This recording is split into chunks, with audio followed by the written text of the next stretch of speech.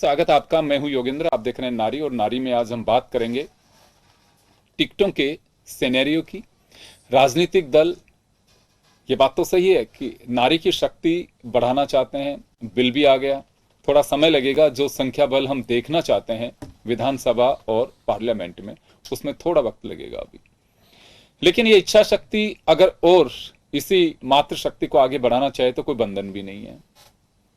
यानी कि राजनीतिक दल, टिकट का दौर है, अगर टिकट दें तो मुझे लगता है कि ये कोई दायरा नहीं है और उस खुले आसमान में इन परिंदों को आप पर दे सकते हैं जिनकी उड़ान सारा जहां देख चुका है। अगर अवसर मिलता है नारी को तो निश्चित रूप से वो अपने आप को साबित भी करती है। आज ये कोई नहीं कह सकता कि पुरुष राष्ट्रपति या पुरुष प्रधानमंत्री जो बने वो महिला प्रधानमंत्री, राष्ट्रपति, मुख्यमंत्री, मुख्य सचिव, डीजीपी या डिफेंस में, कि वो नहीं कर सकती। वो वही कर सकती हैं जो एक आदमी भी कर सकता है। लेकिन बस बात यह है कि बात भरोसे की, अभी भी राजनीतिक दलों को वो भरोसा नहीं रहा जो होना चाहिए। या यूं कहूं कि संख्या बल पे जो एक मैजिक नंबर राजनीतिक दल जिस सोच के साथ सोचते हैं या देखते हैं, वो एक ही तिलिस्म बना हुआ है कि महिला अगर हार गई तो, पुरुष हार गया तो चलिए, हमारा चर्चा का विषय है। कांग्रेस से हमारे साथ प्रतिष्ठा यादव को आना था, किसी कारणवश नहीं पहुंची हैं। निधि शर्मा जी हमारे साथ भाजपा से, हमारे सहयोगी दशरथ सिंह हमारे साथ में जुड़े हुए हैं। निधि जी, मैं आपके पास में आना चाहूंगा। कोई भी महिला हो चाहे पुरुष हो, हम राजनीतिक दल बाद में ज्वाइन करते हैं लेकिन समाज का नागरिक पहले बनते हैं।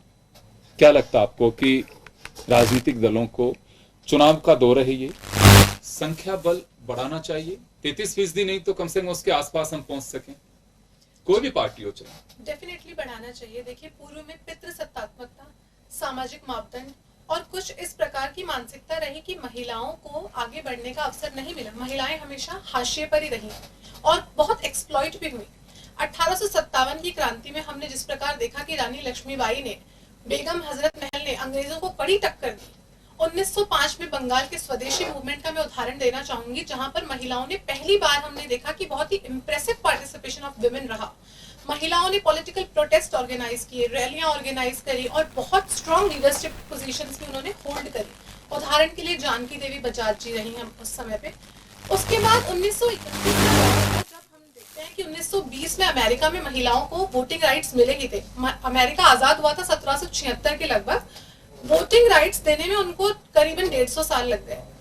तो भारत में 1931 में सरोजनी नायडू जी और बेगम शाहनवाज ने ब्रिटिश पीएम को पत्र लिखा और उनसे मांग की कि जी हमें भी सरकार में प्रतिनिधित्व दिया जाए भारत में। धीरे धीरे धीरे कोशिशें करते हुए 73rd and 74th constitutional amendment act आया, जिसके माध्यम से महिलाओं को पंचायत स्तर पे और अर्बन लोकल बॉडीज में आरक्षण का लाभ दिया गया। उसके बाद कुछ कोशिशें हुई, लेकिन कांग्रेस की सरकार में क्या हुआ कि इन्होंने पहले बिल को राज्यसभा में पेश कर दिया और उसके बाद इन्होंने वहां से पास करा नहीं पाया और ये बिल 27 वर्षों तक लटका रहा। और अब जाकर के हमारे माननीय प्रधानमंत्री जी श्री नरेंद्र मोदी जी के नेतृत्व में नारी शक्ति वंदन अधिनियम लागू किया गया है और अब ये कानून बन गया है। तो बहुत ही गर्व का विषय है, बहुत ही क्षण ये जो है मुझे गौरवान्वित कर देता है कि अब महिलाएं भी संसद में उचित प्रतिनिधित्व पा सकेंगी। मैंने वही कहा कि थोड़ा समय लगेगा, लेकिन एक अच्छा प्रयास और एक कहूं की शुरुआत है। लेकिन राजनीतिक दलों को किसी ने रोका हुआ है कि टिकट उतने दिए जा सकें?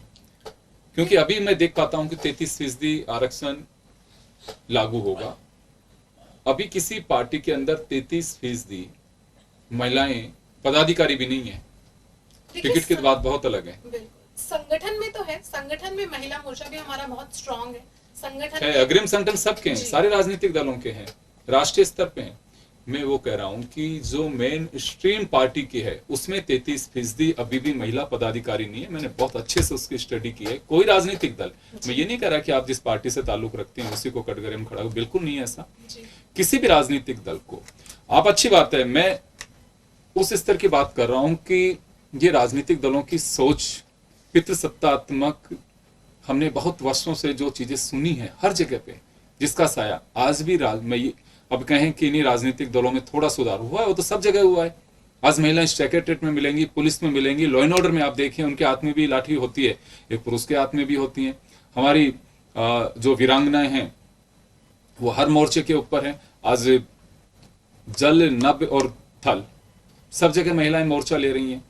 तो मैं वो तो संख्या आपको दिखाई देगी, लेकिन जहां पे एक सवाल खड़ा होता है कि नीति निर्माता अपनी सोच बदलें, उसको लेकर के आपको लगता है कि हाँ चलिए 33% नहीं तो पार्टियां 25% तक तो टिकट दें। बिल्कुल देना चाहिए। और हमारी अभी एक सूची पेंडिंग है, तो जो रिमेनिंग लिस्ट हमारी है तो डेफिनेटली मैं उम्मीद करती हूँ कि उसमें ज्यादा से ज्यादा महिलाओं को प्रतिनिधित्व दिया जाएगा। देखिए अभी आपके यहाँ से 124 टिकट डिक्लेयर हुए, जी 14 महिलाओं को मिला है। जी कांग्रेस में 95 डिक्लेयर हुए हैं, मैं 14 महिलाओं को मिला है। जी अब कितने टिकट मिलेंगे, क्योंकि पहले भी अगर हम गौर कर लें तो बहुत ज्यादा संख्या अच्छी नहीं रही है महिलाओं की, 2008 हो, 13 हो, 3 हो, तो आपको नहीं लगता कि ये संख्या बढ़ाई जानी चाहिए? बिल्कुल बढ़ाई जानी चाहिए और लगातार प्रयास जारी हैं। और देखिए सबसे बड़ी बात तो ये है कि एक बिल के माध्यम से कानून बना करके इस बात को सुनिश्चित कर दिया है और डेफिनेटली इस चीज में समय लगेगा, ये 1 और 2 दिन की बात नहीं है। जब भी चुनाव में टिकट दिया जाता है तो उसके भी कई मापदंड होते हैं। क्षेत्र में सक्रियता बहुत बड़ा मापदंड है, विकास के कार्य है। तो आपको लगता है कि महिलाएं ज्यादा सक्रिय नहीं रह पाती हैं? डेफिनेटली रह पाती हैं, लेकिन ये जो वैक्यूम बना हुआ है उसको भरने में काफी समय लगेगा। दर्शक क्या लगता है आपको कि महिला खुद कंप्रोमाइज कर लेती हैं कि ठीक है मिला टिकट ठीक है, नहीं तो नारी लगा लेंगे?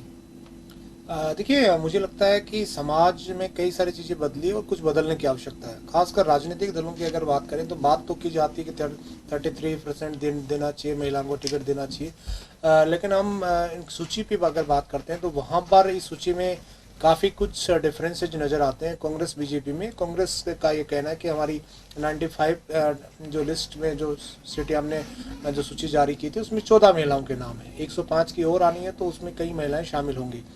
दूसरी, लगातार कांग्रेस इस तरह के आरोप लगाती है कि हाल ही के अंदर कानून बनाया गया देश के अंदर, राज्यसभा लोकसभा में बिल पारित हुआ और उसके बाद राष्ट्रपति को मंजूरी मिली। क्या वो कानून 2028 या 30 से पहले लागू नहीं हो सकता? इस तरह की चर्चा देश भर में हुई। मोदी और बीजेपी की तरफ से लगातार ये मैसेज देने की कोशिश की गई कि बीजेपी महिला जैसी पार्टी है, महिलाओं को आगे बढ़ाने का काम करती है, लेकिन उसी विषय पर कांग्रेस ने खुलकर विरोध किया। कांग्रेस की कई रैलियों में राहुल गांधी, प्रियंका गांधी, खड़गे, तमाम नेताओं ने ये कहा कि ये आरक्षण अभी क्यों नहीं दिया जा सकता, क्योंकि अगर अभी आरक्षण देंगे तो उसका लाभ जो है 2024 में जो आम चुनाव विधानसभा में नहीं मिल सकता तो 2024 में हो सकता। हालांकि एक बड़ा कारण ये भी माना जाता है कि 2026 या 2028 में एक बार फिर सीमाज्ञान होगा, सीमांकन होगा, विधानसभाएं बढ़ेंगी देश में, लोकसभाएं बढ़ेंगी, उस स्तर पर इसको हम लागू करेंगे। ये बीजेपी की तरफ से तर्क भी दिए गए। बहरहाल महिलाओं को उतना ही अधिकार है जितना पुरुषों को। 50% नहीं मिले बल्कि 33% भी अगर मिलता तो निश्चित तौर पे बढ़ते भारत के लिए जरूरी है। एक सवाल है यहाँ पे, देखिए राजनीतिक दल, इच्छा शक्ति है उनकी, हालांकि कोई बाध्यता नहीं है, अपन एक बात कह सकते हैं, उन्हें अच्छा लगे माने नहीं माने कोई बाध्यता नहीं है, लेकिन यहाँ कोई राइडर नहीं है कि आप 33% को दो चाहे 50% को दो, लेकिन कोई भी राजनीतिक दल 20 से 25 तक भी नहीं पहुंच पाता। देखिए निश्चित तौर पे राइडर नहीं है, लेकिन राजनीतिक दल होते हैं उसमें भी कई जो नेता होते हैं, कई परिवारों में हमने देखा अक्सर से कि वो अपने बेटे को आगे बढ़ाते हैं। अगर कोई नेता आप और हम या लगातार इस तरह की सार्वजनिक चीजों में देखते हैं, जब चलते हैं तो कोई अगर लीडर है तो वो ज्यादातर देखने में ये आता है कि उसकी जब उम्र होती है तो उसका बेटा उसका उत्तराधिकारी बन के सामने आता है, वो टिकट मांगता है। कई जगह ऐसी चीजें आती है जहां पर किसी व्यक्ति की डेथ हो जाती है या फिर वो चला जाता तो फिर महिला का नंबर लगता है। राजस्थान में ऐसे कई उदाहरण हैं, जैसे प्रीति सक्तावत जो वल्लभनगर की एमएलए है, उनके पति की डेथ हुई थी, उसके बाद उनको टिकट दिया गया। हाल ही के अंदर रामेश्वर डूडी जो कांग्रेस के वरिष्ठ नेता बीमार हैं, अब उनकी पत्नी को टिकट कांग्रेस ने दिया, सुशीला डूडी को।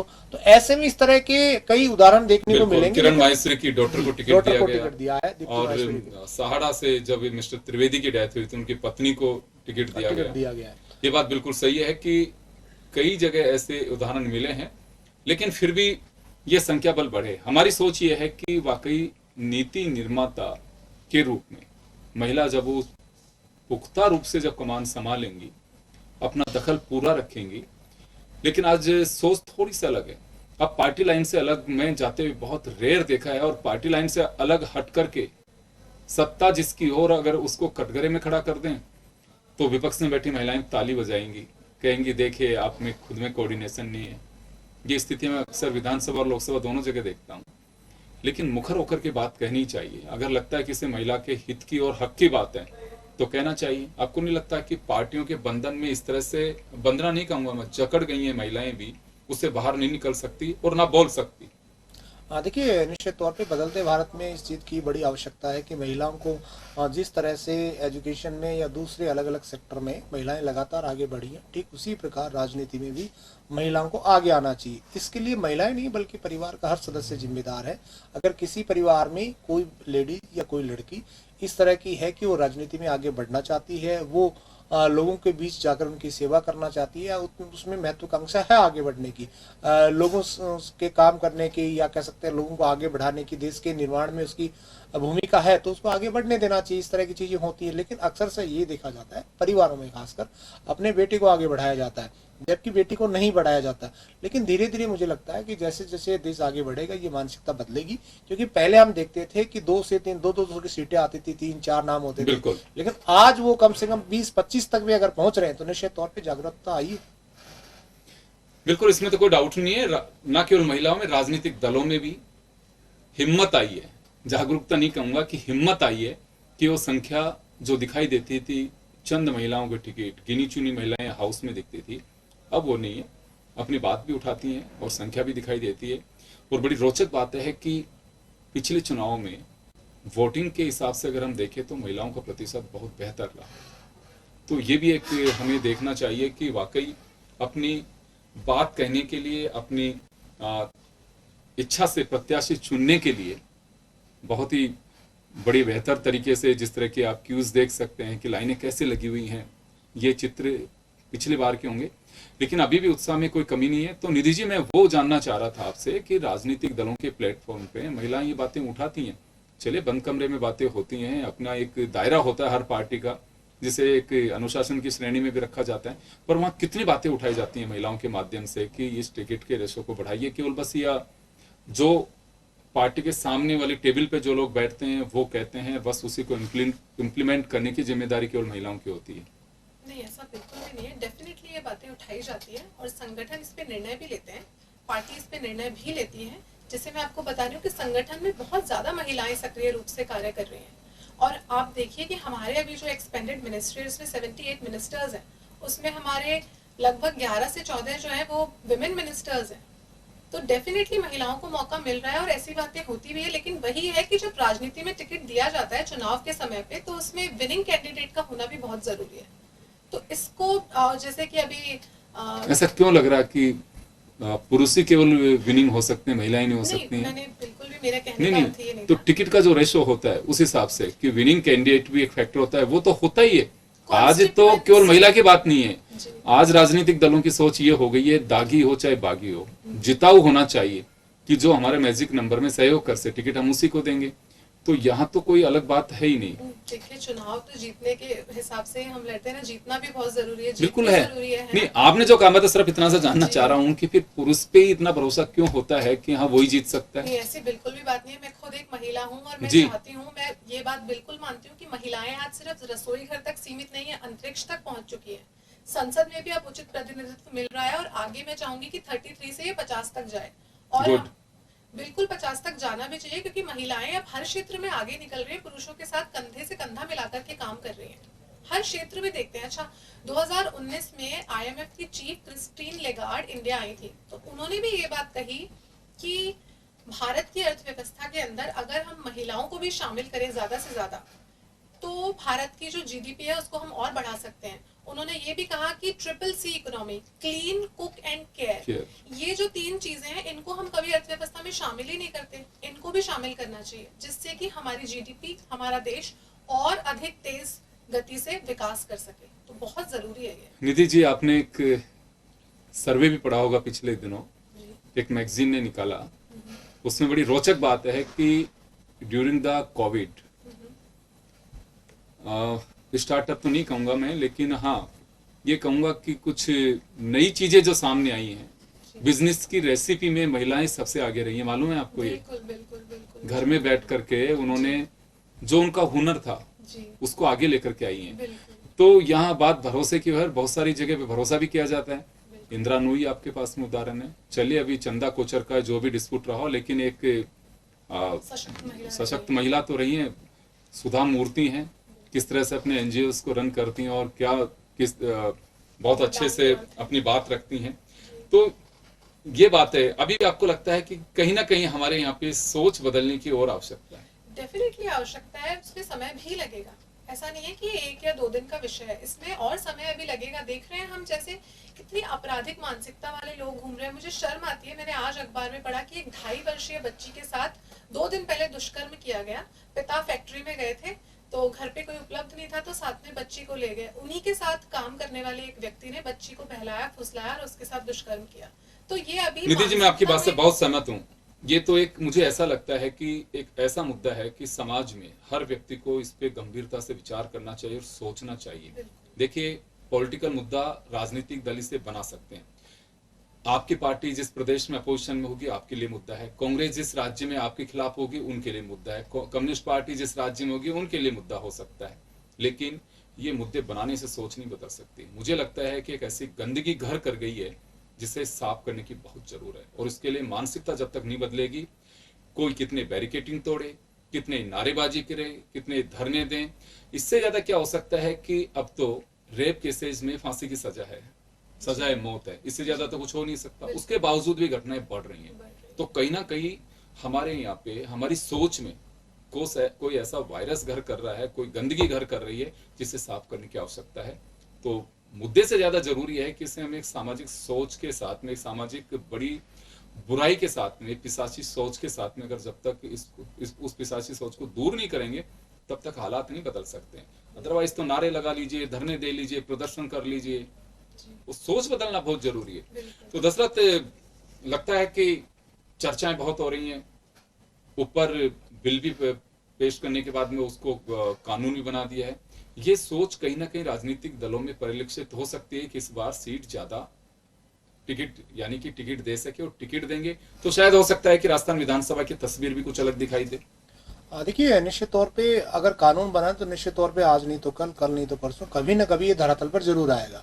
जब धरातल पर आएगा तो राजनीतिक वो सोच इस बार दिखाई दे सकती है। इस बार भी मुझे लगता है कि कांग्रेस या बीजेपी की तरफ से लगातार इस तरह की बातें कही। अगर सिटिंग कोई महिला है और वहां जीतने की वो कुव्वत रखती है तो निश्चित तौर पे उसको चुनाव लड़ाया जाएगा। और ये उदाहरण जो आपने दिया, निश्चित तौर पे 14 भले कैंडिडेट दिए हो, बीजेपी के सीट ज्यादा डिक्लेयर हो गई, कांग्रेस की कम नहीं हो सकता है, इसमें कम ज्यादा 2-4 का ऊपर नीचे हो सकता है।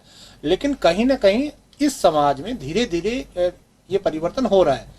पहले जो संख्या 4, 5, 6 थी वो आज 20, 22, 25 तक पहुंच रही है। तो निश्चित तौर पे ये भारत की सुखद तस्वीर है, और आने वाले वक्त में मुझे लगता है कि ये दायरा बढ़ेगा, और निश्चित तौर पे विधानसभा और लोकसभा, राज्यसभा, इन तमाम जगहों पर महिलाओं की जो भागीदारी है वो बढ़ेगी और देश भी आगे बढ़ेगा।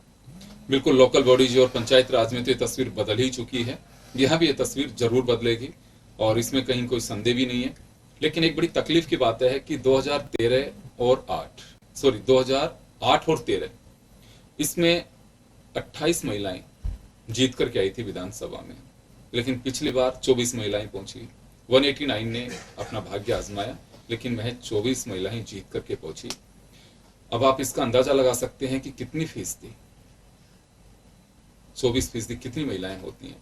हम 15%, 20% तक भी नहीं पहुंच पाते हैं। तो बड़ी दुखद बात होती है कि हम वो तस्वीर जो वाकई आप हम सब देखना चाहते हैं, योग्यता महिलाएं हर जगह रखती हैं। कोई कहेगा अंगूठा छापने भी योग्यता है, बहुत सारे लोग हैं। इसके कई उदाहरण भी हैं, बहुत लंबा वक्त चला जाएगा। आपने महिलाओं को देखे कि अपने अपने क्षेत्र में स्वावलंबन, और जिस तरह से उन्होंने महिलाओं को सहारा देके खड़ा किया है, उन्होंने साबित कर दिया है। कोई घर से बैठ करके किसी ने घर का काम भी संभाला, उसके साथ में कुछ महिलाओं का समूह बना करके काम किया, और उन्होंने साबित कर दिया कि हजारों महिलाओं को बिना किसी बड़ी मदद के हम लोग खड़ी कर सकते हैं और काम कर सकते हैं। विश्व के पटल पर उन्होंने छाप भी छोड़ी है, कई ऐसे उदाहरण भी हैं। तो चले, मैं माफी चाहूंगा, समय का अभाव है, लेकिन उम्मीद है कि इस बार थोड़ी तस्वीर अलग दिखाई देगी। शुरुआत कभी भी होती है तो उससे बेहतरी की ओर चलती है, और एक सतत प्रक्रिया भी है।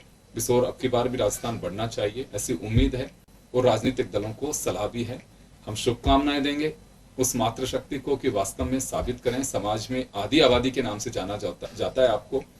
केवल वोट की खान मत बनिए आप ताकत भी आपकी दिखाइए, ताकि महसूस हो सके कि नारी में जागृत, ये नारी हमेशा शक्ति थी, है और रहेगी। चलिए, बहुत बहुत शुक्रिया आप सभी का। दीजिए इजाजत, नमस्कार।